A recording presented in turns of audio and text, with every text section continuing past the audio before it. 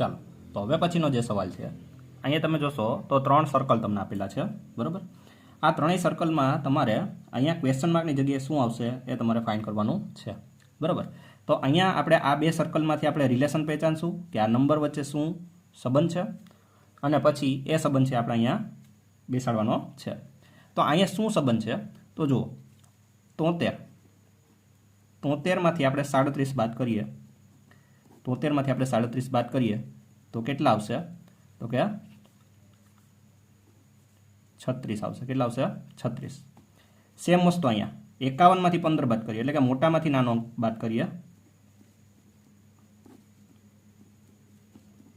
તો અહીંયા પણ કેટલા આવશે? 36 આવશે. સેમ વસ્તુ અહીંયા 94માંથી 49 બાદ કરીએ તો અહીંયા કેટલા આવશે? 45 આવશે. કેટલા આવશે? 45. ક્લિયર? તો આપણો આન્સર શું આવશે? 45 આવશે. ચાલો, તો અહીંયા આપણે જોઈએ તો તમારે અહીંયા ક્વેશ્ચન માર્કની જગ્યાએ નંબર ફાઇન્ડ કરવાનો છે. હવે આ નંબર ફાઇન્ડ કરવા માટે આપણે તો પહેલાં આ 2 આકૃતિમાં ઓલરેડી જે નંબર આપેલો છે વચ્ચે એમાં આપણે રિલેશન ગોતીએ કે આ વચલો નંબર આમાં કઈ રીતે બને છે. એ રિલેશન આપણે શોધ્યા બાદ અહીંયા આપણે એપ્લાય કરવાનું છે. ઓકે, તો અહીંયા કઈ રીતે થશે, તો જુઓ છેલ્લા અંકો છે, છેડાના અંકો એનો આપણે ગુણાકાર કરીએ. 9 દુ 18. સેમ વસ્તુ અહીં જુઓ 6 તેરી 18, એટલે કે બે બાજુ 18 બનશે, બરાબર. આ 18ને ઉલટા કરીએ, 18ને આપણે ઉલટા લખીએ તો શું બની જાય? 81 બની જાય, બરાબર. સેમ વસ્તુ અહીંયા તમે જોશો તો 7 ચોક 28 અને 14 દુ પણ 28, 7 ચોક 28 અને 14 દુ પણ 28. 28ના ઊંધા કરો તો કેટલા બનશે? 82 બનશે. તો અહીંયા પણ એ જ રિલેશન આપણે એપ્લાય કરીએ તો 8 9 72 અથવા તો 12 6 72. આ 72ને આપણે ઉલટા કરીએ તો કેટલા થશે? 27 થશે. તો આપણો આન્સર આવશે એ કેટલો આવશે? 27 આવશે. ક્લિયર?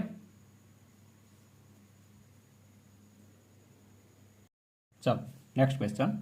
લંબાઈનો વર્ગ, લંબાઈ ગુણ્યા પહોળાઈ, 1/2 પાયો ગુણ્યા વેધ અને 4 ગુણ્યા લંબાઈ. આ 4 વસ્તુ તમને આપેલી છે. આ 4માંથી અલગ શું પડે છે એ આપણે અહીંયા જોવાનું છે. તો તમે જોશો તો પેલું લંબાઈનો વર્ગ છે એવું છે, ચોરસનું ક્ષેત્રફળ છે. પછી લંબાઈ ગુણ્યા પહોળાઈ છે એ કોનું ક્ષેત્રફળ છે, તો કે લંબચોરસનું ક્ષેત્રફળ છે. 1/2 પાયો ગુણ્યા વેધ છે એ કોનું છે, તો કે ત્રિકોણનું ક્ષેત્રફળ છે. જ્યારે છેલ્લે 4 ગુણ્યા લંબાઈ આપેલું છે એ શું છે? ચોરસની પરિમિતિ છે. શું છે? ચોરસની પરિમિતિ. તો આ 4 વસ્તુ આપેલી છે. 4 વસ્તુમાંથી કઈ વસ્તુ અલગ પડે છે, તો કે ચોરસની પરિમિતિ. કારણ કે આ ત્રણેય છે શું છે? ક્ષેત્રફળ છે. શું છે? ક્ષેત્રફળ. જ્યારે છેલ્લું છે એ શું છે? પરિમિતિ છે. તો અહીંયા આપણે અલગ શું પડે છે, તો ઓપ્શન્સ ડી 4 ગુણ્યા લંબાઈ, કારણ કે આવું છે પરિમિતિ છે. ક્લિયર? ચાલો, નેક્સ્ટ ક્વેશ્ચન. આ આકૃતિમાં કેટલા અર્ધવર્તુળ આવેલા છે? હવે તમને એક સર્કલ આપેલું છે, બરાબર, અને એમાં તમને આ રીતના વ્યાસ આપેલા છે. હવે આપણે અર્ધવર્તુળ શોધવાનું છે. હવે પહેલી વાત તો એ કે અર્ધવર્તુળ ક્યારે બને, તો કે જ્યારે કોઈ એક સર્કલ હોય એમાં આપણે એક વ્યાસ બનાવવામાં આવે. શું બનાવવામાં આવે? એક વ્યાસ બનાવવામાં આવે, બરાબર. ત્યારે 2 અર્ધવર્તુળ બને છે. એક વ્યાસ બનાવવામાં આવે ત્યારે આપણને શું મળે? 2 અર્ધવર્તુળ બને છે, બરાબર. તો હવે આપણી પાસે અહીંયા વ્યાસ કેટલા છે, તો તમે જોશો તો આપણી પાસે અહીંયા 4 વ્યાસ છે. 1, પછી 2, પછી 3 અને પછી 4. તો કેટલા વ્યાસ છે આપણી પાસે? 4 વ્યાસ છે. એક વ્યાસ હોય તો 2 અર્ધવર્તુળ હોય, તેવી રીતે 4 વ્યાસ હોય, 4 વ્યાસ હોય તો કેટલા બને? 4ના ડબલ, એટલે કે 8 અર્ધવર્તુળ બનશે. કેટલા બનશે? 8 અર્ધવર્તુળ બને. તમે જોઈ શકો છો 8 અર્ધવર્તુળ બનેલા છે. તો આપણો જવાબ કેટલો આવશે? 8 અર્ધવર્તુળ બનશે. ચાલો, નેક્સ્ટ ક્વેશ્ચન. નીચે આપેલ પ્રશ્નોમાં આપેલ આકૃતિમાંથી અલગ પડતી આકૃતિઓ શોધવાની છે. હવે તમે અહીંયા જોશો તો 4 આકૃતિ આપેલી છે. આ 4માંથી કોઈ 3 આકૃતિમાં સમાનતા જોવા મળશે, ત્યારે ચોથી આકૃતિ છે કંઈક રીતે અલગ પડતી હશે. હવે કઈ રીતે અલગ પડે છે એ આપણે અહીંયા જોઈએ. તમે અહીંયા જોશો તો બીજી, ત્રીજી અને ચોથી આકૃતિમાં જોશો તો 12 જે શેપ છે એ જ શેપ અંદર છે, એટલે કે 12 જે આકાર છે એ જ આકાર અંદર છે. કઈ રીતે? તો કે ત્રિકોણની અંદર ત્રિકોણ, લંબચોરસની અંદર લંબચોરસ, અર્ધવર્તુળની અંદર અર્ધવર્તુળ આપેલું છે. જ્યારે તમે પહેલી આકૃતિ જોશો તો એમાં 12 શું છે? ચોરસ, ત્યારે અંદર શું છે? વર્તુળ છે. તો આ ચારેયમાંથી અલગ કઈ પડે છે, તો કે નંબર 1 આકૃતિ અલગ પડે છે. તો આપણો આન્સર આવશે એ આકૃતિ 1. ક્લિયર? Next question. આ આકૃતિમાં કેટલા લંબચોરસ આવેલા છે, બરાબર. હવે અહીંયા તમારે લંબચોરસ ગોતવાના છે. તો લંબચોરસ ગોતવા માટે જોવા જઈએ તો તમને આ જે ચોકડી આપેલી છે એ કન્ફ્યુઝ કરવા માટે આપેલી છે. આ ચોકડીને આપણે દૂર કરી નાખીએ તો આકૃતિ કંઈક તમને આ રીતની દેખાશે, બરાબર. આ ચોકડીની જરૂર ક્યારે પડે તો કે જ્યારે આપણને ત્રિકોણ ગણવાના કીધા હોય ને ત્યારે આ ચોકડીની જરૂર પડે. પણ અહીંયા આપણને કઈ આકૃતિ ગોતવાની કીધી છે? લંબચોરસ ગોતવાની કીધી છે. ઇટ મીન્સ કે અહીંયા કંઈ ચોકડીનું કામ છે નહીં. હવે આ ચોકડીને આપણે દૂર કરીએ તો આકૃતિ કંઈક આવી દેખાશે તમને, બરાબર. હવે અહીંયા તમે જોશો તો લંબચોરસ ફાઇન્ડ કરવાના છે. તો તમે જોશો તો એક અંદર છે, બરાબર. તો આને આપણે કેમ ગણી શકીએ? આ એક લંબચોરસ, આ બીજું લંબચોરસ, અને આ મોટું જોઈએ તો કેટલા છે? 3 લંબચોરસ છે. 1, 2 અને 3, બરાબર. તો આ તો 3 લંબચોરસ થઈ ગયા. સેમ વસ્તુ તમે મોટામાં જુઓ તો આ એક લંબચોરસ, આ બીજું લંબચોરસ, અને આમ જોવા જઈએ તો ત્રીજું લંબચોરસ. એટલે ફરી પાછા 3 લંબચોરસ થયા. તો 3 ને 3 ટોટલ કેટલા આવશે? 6 લંબચોરસ આવશે. ક્લિયર? તો આપણો આન્સર કેટલો થઈ જશે? 6. Next question.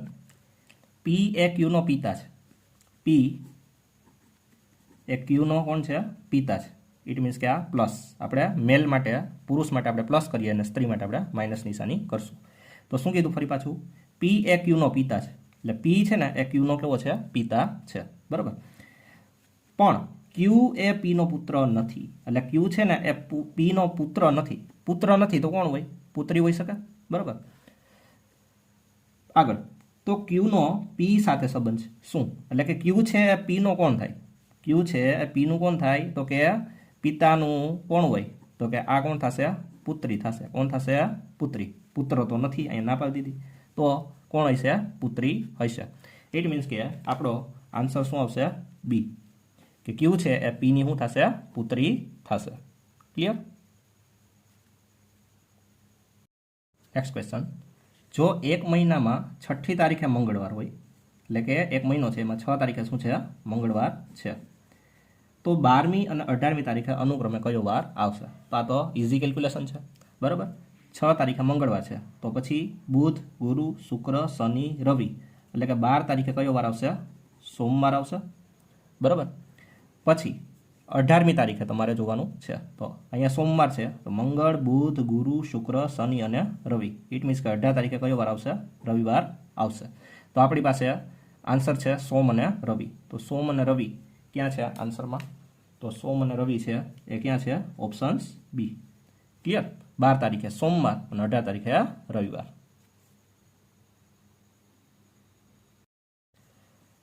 આપેલ 4 આકૃતિમાંથી કોઈ પણ એક આકૃતિ અલગ પડે છે એ આપણે અહીં કહેવાનું છે. ઓકે, તો તમે જોશો તો પહેલી, બીજી અને ચોથી આકૃતિ, બરાબર. આમાં તમે જોશો તો 12ની આકૃતિના અંદરની આકૃતિના ખૂણા છે ને મેચ થાય છે, બરાબર. 12ની આકૃતિ અને અંદરની આકૃતિમાં ખૂણા શું થાય છે? મેચ થાય છે, બરાબર.